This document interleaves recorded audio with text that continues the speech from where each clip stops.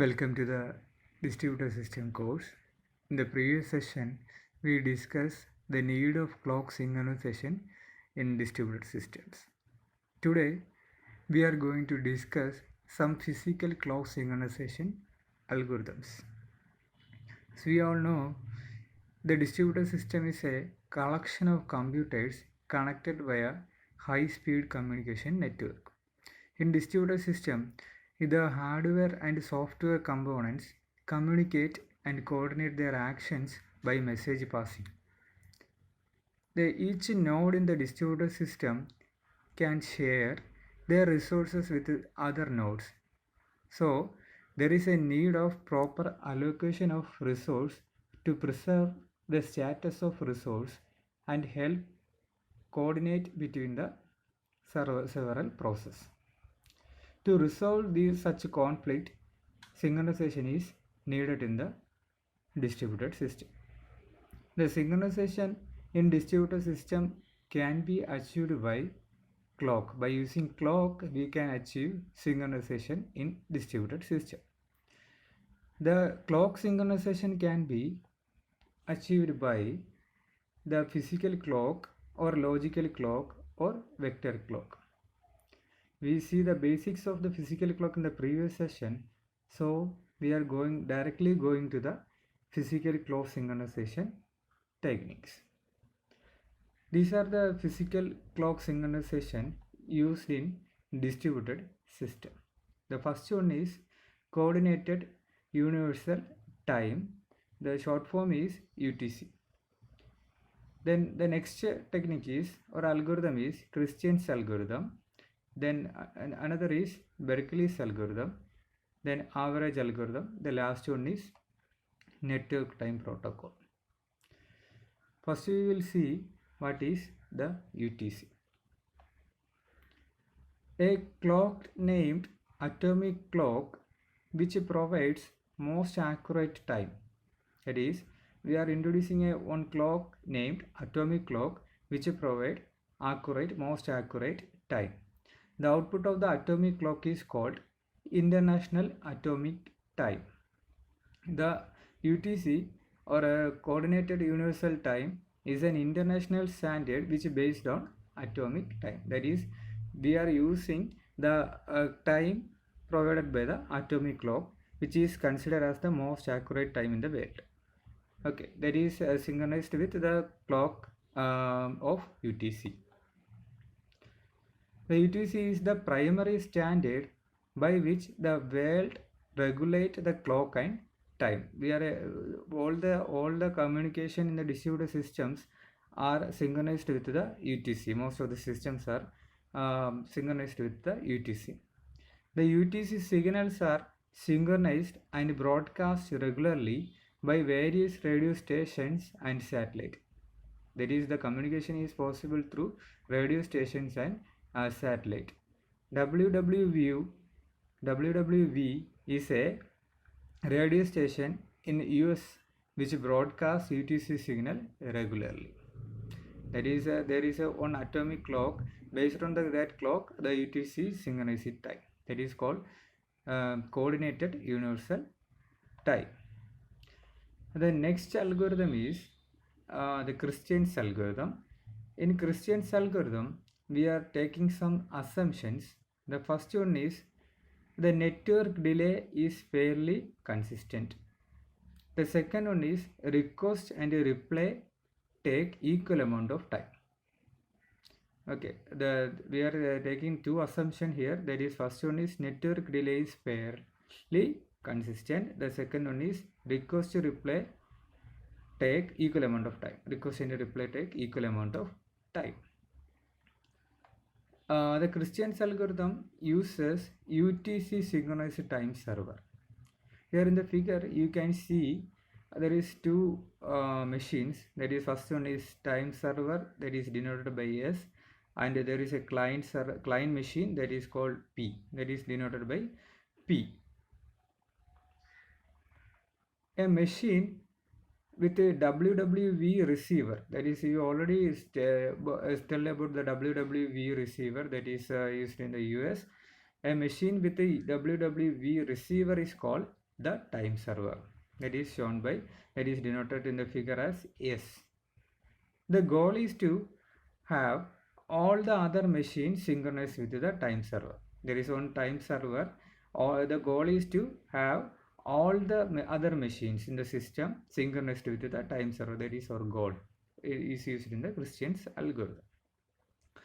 Periodically, each machine send a message to the time server asking for the current time. That is, all other machine the systems send request to the time server for that current time. That is, here the client P sent a request to the time server S at a time t0. It is denoted as t0. At the time t0, the client P send a request for time to the time server. After receiving the request from the client P, there is some time for interrupt handling. That is denoted by interrupt handling time in the server side. The server machine responds with a message containing its current time. That is, it is send a message to the requested client the current time in the message. That is denoted by the current UTC. That is, CUTC is denoted as current UTC time. This is how the Christian's algorithm perform the synchronization. Here, all the working is based on the time server. All the other machines send the request to the time server. It send the current UTC time as the reply. There are some problems associated with the Christian's algorithm also. The first one is, does not work if the time server fails. That is, there is a chance of single point of failure. That is, if the server is failed, we cannot do anything. The whole system will going to failure state. That is the first case, single point of failure. The next one is not secure against malfunctioning time server. That is, all the machines are synchronized it time to the time server. So if the time server is not working properly, or it may be there is a chance of it can be a malfunctioning time server, so it will make the another problem. Suppose another problem is the time must never run backward.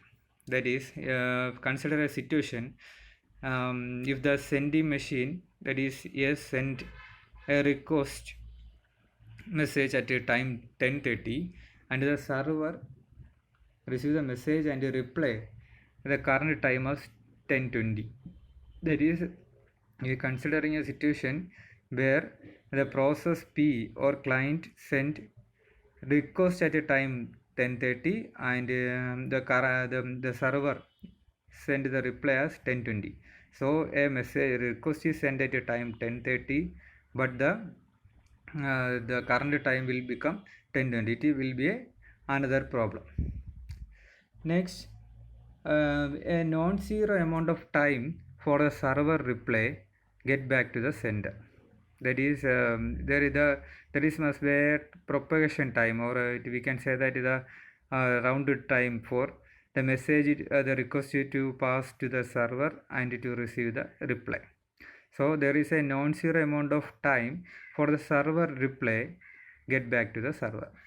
So we can calculate an appropriate or approximate propagation time by, or a round trip time by taking the difference of the time. That is, the sender time is 0, t0, and the receiver time is t1. Take the difference, that means t1 minus t0. That will give a time difference between the two times sending and receiving, and take the average, that is divided by 2. Take the divided by 2. It will give the propagation time as t1 minus t0 divided by 2. So we will get an approximate time of the propagation time. That is, in one side what amount of time is taken for the propagation. That time can be added to the current UTC time to get the to make the the time proper, more accurate. That is the case. That is, the time server will send a time to the client. To that time, we can add the propagation time. The propagation time is t1 minus t0 divided by 2. That can be added to the current UTC time to make the time more accurate. That is the case of Christian algorithm. The next algorithm is Berkeley's algorithm. In the case of Christian's algorithm, the time server is passive. That is, all other machine ask it for the time periodically. The time server will give a response to those queries. That is the case of Christian's algorithm. So, whenever a machine is asked for a time, it will send the reply. So, we can say that the time server in Christian's algorithm is passive. In Berkeley's algorithm, the time server is active. That is, the time server polls every machine periodically to ask what time it is there. That is the difference between the Christian's algorithm and Berkeley's algorithm. Then in the case of Christian's algorithm, the time server is passive. In the case of Berkeley's algorithm, the time server is active. So the time server polls every machine periodically to get the time. Based on the answers, the time server compute an average time and tell all other machines to advance their clock to a new time or slow down the clock to some specific reduction. That is, in this example, there are one time server that is named as time diamond and two other machines. One is showing the time 250 and another showing 325, and the time of the time diamond or time server is 3. That is the case. All these machines are connected by a network. Here the active time server sent a request to all other machines containing its time. It sent the message to itself. That is the first diagram showing that sending of the message to all other machines, including it in the system. Okay. So the server will send the time 3 to all other machines.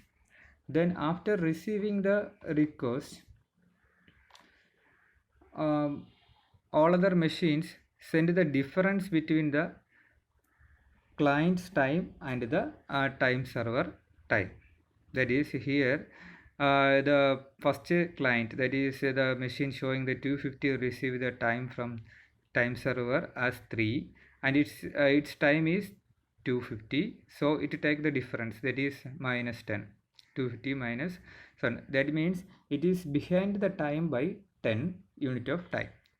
So it will send the reply as minus 10. Then in the case of second client, it will receive the time as 3 from the time server and its current time is 325, so it is ahead of plus 25. That is the difference between 325 and 3, that is plus 25. So it will send the reply as plus 25. That is shown in the second figure of the then after receiving the replies, the server machine will calculate the time and it will send a reply to all other machine. In the case of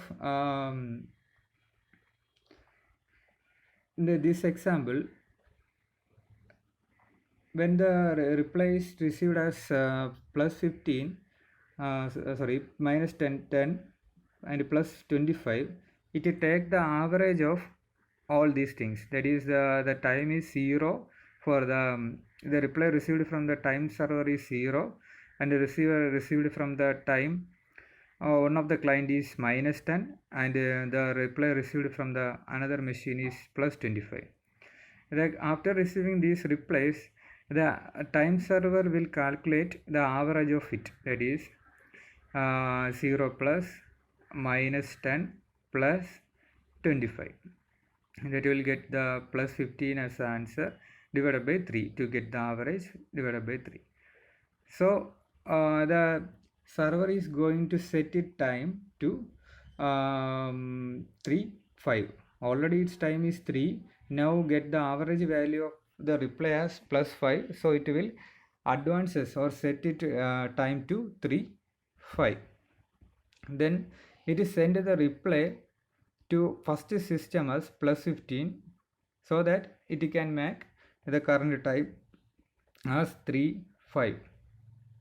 Its previous case it time is 350. To make it 3 5, it should advance its or increment its time by 15. So the time server will send 15 as the answer reply.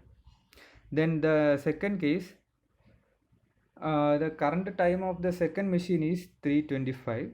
To make it 3 5, the machine should decrement or reduce the time by minus 20. So the time server will send minus 20 as the reply to the second client. In this is how the Berkeley's algorithm perform the synchronization. In the case of Christian's algorithm, the server is active, passive. In the case of Berkeley's algorithm, the server is active. That is the difference. In the next section, we can see the remaining physical clock synchronization algorithm. Okay, thank you.